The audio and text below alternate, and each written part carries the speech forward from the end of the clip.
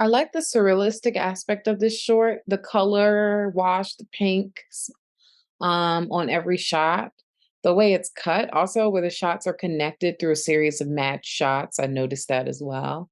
And then we discover that this is a video game that is controlling her life. And in her performance throughout, it always seemed like she was unsure about how she got herself in these various scenarios. And so it led me to wonder as a viewer, why is she unsure?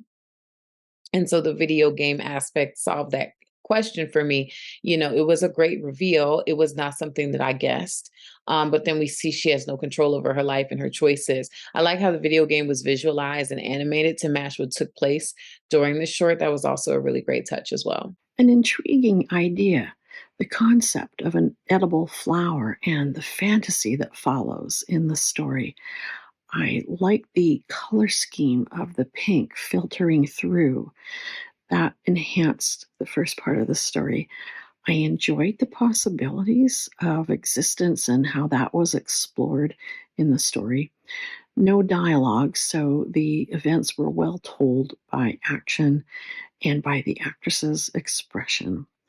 I thought this was original and unpredictable. I did not see it coming when the character transforms into the virtual game character. Loved the perspective of getting it from her first, and how clearly like she's freaking out. She doesn't kind of know how she's getting from one thing to the next to the next. These things are just kind of happening to her, and she's not really like an active part of that, and she's freaking out when she kind of jumps into a new spot, which I think is so interesting. And then when you kind of get pull back and see that essentially like this little girl is playing a game and that's what's going on, I thought that was so interesting. Kind of flip the perspective and think about what it would be like from the game, from one of the players, like not one of the players, from one of the characters essentially, and basically having no free will but still being aware. I think it's so fascinating. I thought this was a really interesting concept, executed really rather well.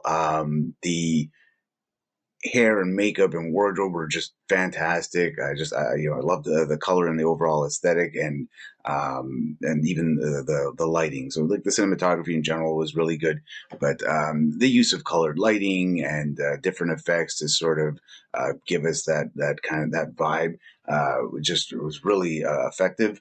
This one had a full storyline. It's actually something we've all wondered, because I think a lot of us who've played Sims and all that wonder how nice it would be to actually type Motherlode in and blast our bank accounts.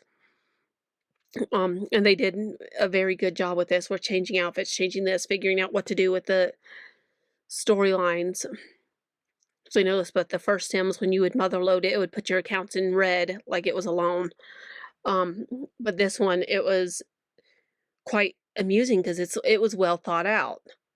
And then you're able to delete it all and go back. It's something that you have wondered what would happen in life, and you kind of wonder this, and you don't expect it to be a video game.